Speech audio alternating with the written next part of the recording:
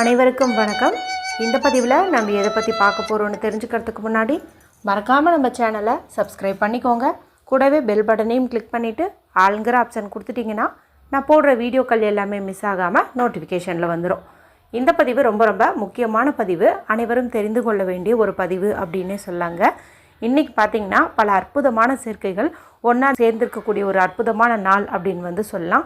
யார் ஒருத்தங்க இந்த நாளை சரியாக பயன்படுத்திக்கிட்டாலும் அவங்க வாழ்க்கையில் இருக்கக்கூடிய கஷ்டங்கள், கடன்கள், கவலைகள் இதெல்லாம் நீங்கும்.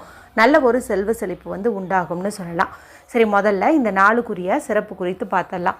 இன்றைக்கி ஜூன் மாதத்தின் 15ஆம் தேதி ஞாயிற்றுக்கிழமை.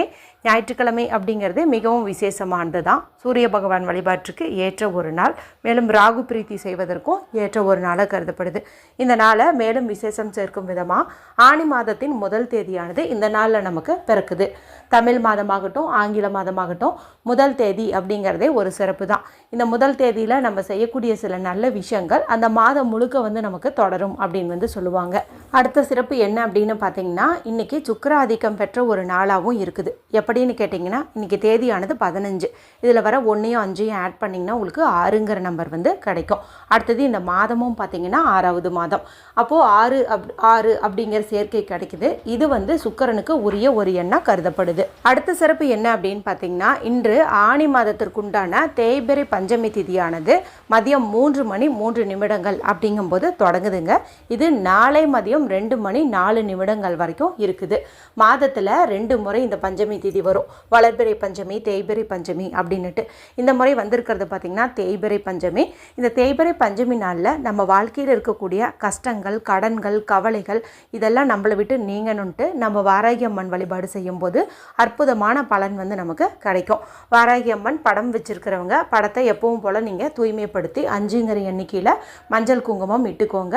அவங்களுக்கு விருப்பமான செம்பருத்தி பூவோ செவ்வரளி மாலையோ சாட்டிக்கோங்க. அடுத்ததாக இன்றைக்கி குறைஞ்சது ஒரு 5 அகல் விளக்காவது ஏற்றுவது அப்படிங்கிறது சிறப்பு. இல்லைன்னா 5 முகம் கொண்ட அகல் விளக்கு இருந்தது அப்படிங்கும்போது நீங்கள் அதை கூட ஏற்றி வைக்கலாம். ஆனால் விக்கிரகம் வச்சு வழிபாடு செய்கிறவங்க கட்டாயம் குறைந்தது 5 பொருட்களாலேயாவது அபிஷேகம் செய்யுங்க. இன்றைக்கி எந்த நேரத்தில் வழிபாடு செய்யணும் அப்படின்னு பார்த்தீங்கன்னா, மாலை 6 மணியிலிருந்து இரவு 10 மணிக்குள்ளே நீங்கள் வீட்டில் வழிபாடு செய்யுங்க. இன்றைக்கி வழிபாடு செய்ய தவறினவங்க நாளைக்கு காலையில் பிரம்ம முகூர்த்த நேரத்துலேருந்து காலை 10 மணி வரைக்கும் நீங்கள் வழிபாடு செஞ்சுக்கலாம். நிவேதனத்துக்குன்னு நீங்கள் மண்ணுக்கடியில் விளையக்கூடிய கிழங்கு வகைகள் ஏதாவது நீங்கள் வச்சிங்கன்னா போதும். அந்த மாதிரி கிழங்கு வகைகள் இல்லைங்கும் போது நீங்கள் பானகம் செஞ்சு வைக்கலாம். அற்புதமான பலன் உங்களுக்கு கிடைக்கும். வாராகி அம்மன்னா எங்களுக்கு யாருன்னே தெரியாது, இது வரைக்கும் நாங்கள் அவங்கள வழிபாடு செஞ்சு பழக்கம் இல்லை அப்படின்னு நினைக்கிறவங்க உங்களுக்கு விருப்பமான தெய்வங்களை நீங்கள் வேண்டிக்கலாம். ஒரு உதாரணத்துக்கு சொல்லணும்னா, மகாலட்சுமி தாயாரை வேண்டிக்கும் போது நல்ல ஒரு செல்வ செழிப்பான வாழ்க்கை அமையும் அப்படின்னே சொல்லலாம். இதனால் ரொம்ப ரொம்ப விசேஷம் பொருந்தியதாக இருக்கிறதுனால தான் இன்றைக்கி குளிக்கும் தண்ணீர் பரிகாரம்னு ஒன்று போட்டிருக்கிறேங்க. அந்த பரிகாரத்தை நீங்கள் இன்றைய நாளில் எந்த நேரத்தில் வேணாலும் செய்யலாம். ஏன்னா ஞாயிற்றுக்கிழமைங்கும் போது ஒவ்வொருத்தங்க லேட்டாக கூட குளிப்பாங்க, மாலை வேலையில் கூட குளிப்பாங்க. அந்த மாதிரி நீங்கள் குளித்தா கூட அது போல் தண்ணீர் ரெடி பண்ணிட்டு குளிக்கிறது அப்படிங்கிறது நல்ல ஒரு மாற்றத்தை உங்கள் வாழ்க்கையில் ஏற்படுத்தி தரும். இது வரைக்கும் பார்க்காம இருந்தீங்கன்னா லிங்க்கு இந்த வீடியோ முடியும் போது வரக்கூடிய எண்டு ஸ்க்ரீனில் வரும். கிளிக் பண்ணி பார்த்து தெரிஞ்சு வச்சுக்கோங்க. சரி, இப்போது இந்த பதிவுக்கான விளக்கத்துக்குள்ளே போகலாம். இன்றைக்கி நான் சொன்ன இத்தனை சிறப்புகளும் இருக்கிறதுனால, அதுவும் ஆனி மாதத்தின் முதல் தேதியாக இருக்கிறதுனால நாம் ஒரு பணவசிய பரிகாரம் செய்ய போகிறோங்க. இதை யார் வேண்டுமானாலும் செய்யலாம். இன்றைக்கி பெரும்பாலான வீடுகளில் ஞாயிற்றுக்கிழமைங்கிறதுனால அசைவம் செய்வாங்க, சாப்பிடுவாங்க. அந்த மாதிரி இருந்தாலும் கூட இந்த பரிகாரத்தை நீங்கள் தாராளமாக செய்யலாம். பெண்கள் இதை பீரியட்ஸ் டைமில் செய்யலாமான்னு கேட்டால் தாராளமாக செய்யலாம். பிறப்பிறப்பத்திட்டு இருந்தாலும் தாராளமாக செய்யலாம். இப்போ நான் உங்களுக்கு 2 பணவசிய நேரம் குறித்து சொல்கிறேன். அந்த 2 நேரத்தில் உங்களுக்கு எந்த நேரம் வசதிப்படுதோ அந்த நேரத்தில் இந்த பரிகாரத்தை செய்யறதுக்கு முயற்சி பண்ணுங்கள். ஏன்னா இது சித்தர்கள் நமக்காகவே கொடுக்கப்பட்ட ஒரு அற்புதமான நேரம். இந்த நேரத்தில் செய்யும்போது நல்ல பலன்கள் கிடைக்கும். பொதுவாக இந்த டைமிங்கில் செய்யக்கூடிய பரிகாரத்தை ஆண்கள் செய்கிறத காட்டிலும் பெண்கள் செய்கிறது இன்னும் சிறப்பான பலனை கொடுக்கும். ஏன்னா பெண்களுக்கும் இந்த டைமிங்க்கும் தொடர்பு உண்டு. ரெண்டுமே பார்த்திங்கன்னா மண் தத்துவத்தின் அடிப்படைப்படி கணக்கீடு செஞ்சுருக்காங்க. அதனால் இந்த டைமிங்கில் செய்யக்கூடிய பரிகாரம் முடிஞ்சளவுக்கு பெண்கள் செய்யறதுக்கு பாருங்கள். இன்று மதியம் 1 மணி 12 நிமிஷத்துலேருந்து 1 மணி 30 நிமிடங்களுக்கு இடையே உள்ள அந்த 18 நிமிஷத்தில் நீங்கள் இப்போ நான் சொல்லக்கூடிய இந்த பரிகாரத்தை செய்யலாம். அந்த நேரத்தை தவற விட்டவங்க மதியம் 3 மணி 36 நிமிஷத்துலேருந்து 4 மணி 24 நிமிஷம் வரைக்கும் இருக்கக்கூடிய 48 நிமிஷத்தை பயன்படுத்தி இந்த பரிகாரத்தை செய்யலாம். சரி, இப்போ டைமிங் தெரிஞ்சாச்சு. இதுக்கு தேவையான பொருட்கள் என்ன, எப்படி செய்யணும் அப்படிங்கிறத பார்த்துலாம். இதுக்கு நமக்கு தேவையானதுன்னு பார்த்திங்கன்னா ஒரே ஒரு பூ வந்து தேவைப்படுது. அது என்ன அப்படின்னு பார்த்தீங்கன்னா செம்பருத்தி பூ தான். அதுவும் ஒற்றை அடுக்கில் இருக்கக்கூடிய சிவப்பு நிற செம்பருத்தி பூ கிடச்சிச்சு அப்படின்னாவே நீங்கள் அதிர்ஷ்டசாலி அப்படின்னே சொல்லலாம். இது ஒன்றும் பெரிய விஷயம் இல்லை, எளிதாகவே வந்து கிடைக்கும்.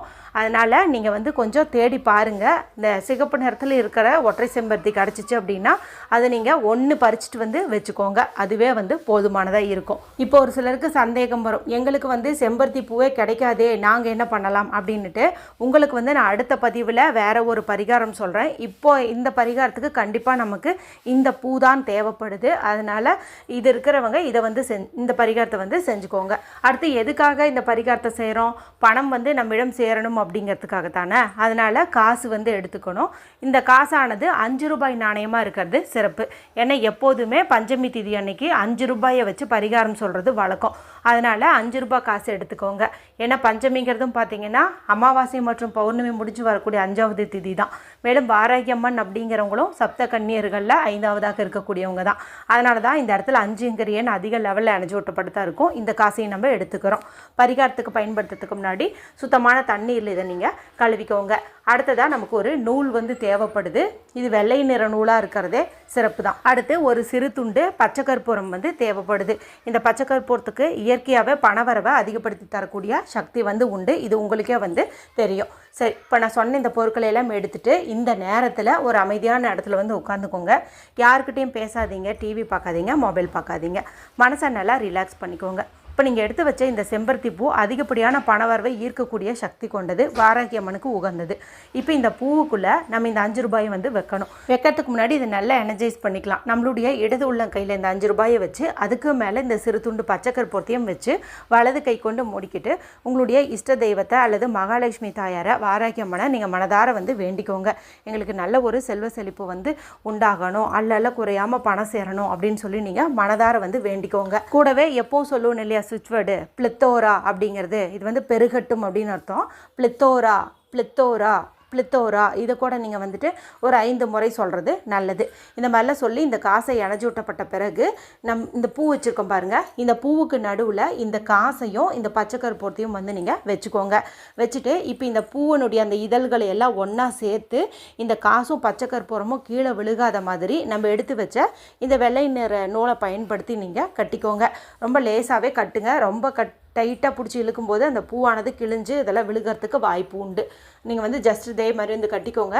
இது போல் பரிகாரம் நம்மளுடைய சேனலில் 2 வருஷத்துக்கு முன்னாடியே போட்டு நான் வீடியோ எக்ஸ்ப்ளனேஷனோட காட்டியிருப்பேன். அது எனக்கு கிடச்சிச்சு அப்படின்னா நான் உங்களுக்கு லிங்க் கூட ஷேர் பண்ணுறேன். பார்த்து அது மாதிரி கூட நீங்கள் பண்ணிக்கோங்க. இப்போ கட்டி வச்ச இந்த செம்பருத்தி பூவை மறுபடியும் உங்களுடைய இடது கையில் வச்சுட்டு வலது கை கொண்டு முடிக்கிட்டு இன்னொரு முறை இதே சுவிட்ச் வடியை சொல்லுங்கள், பிளித்தோரா அப்படிங்கிறது வந்து சொல்லுங்கள். அதன் பிறகு இந்த பூவை நீங்கள் எடுத்துகிட்டு போயிட்டு உங்களுடைய பர்ஸ்லேயோ ஹேண்ட்பேக்லேயோ பீரோலையோ வந்து வைக்கிறது சிறப்பு.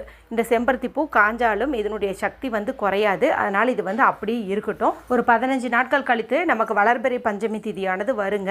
அந்த சமயத்தில் நீங்கள் இதுக்குள்ளே இருக்கிற இந்த 5 ரூபாயை எடுத்து மங்கள பொருட்கள் வாங்குறதுக்கு பயன்படுத்திக்கோங்க. காஞ்சு போன இந்த பூவை நீங்கள் தூக்கி எங்கேயாவது கால்படாத இடத்துல போட்டுருங்க. இந்த செம்பருத்தி பூ கிடைக்காதவங்களுக்கு அடுத்த பரிகாரத்தில் வேறு ஒரு முறை வந்து சொல்கிறேன், அதை நீங்கள் ஃபாலோ பண்ணிக்கோங்க. இதில் உங்களுக்கு ஏதாவது சந்தேகங்கள் இருந்தால் கமெண்ட் பண்ணுங்கள். பிடிச்சிருந்தால் மற்றவங்களோட ஷேர் பண்ணுங்கள், லைக் பண்ணுங்கள். மற்றும் ஒரு பயனுள்ள பதிவில் உங்களை சந்திக்கிறேன். நன்றி, வணக்கம்.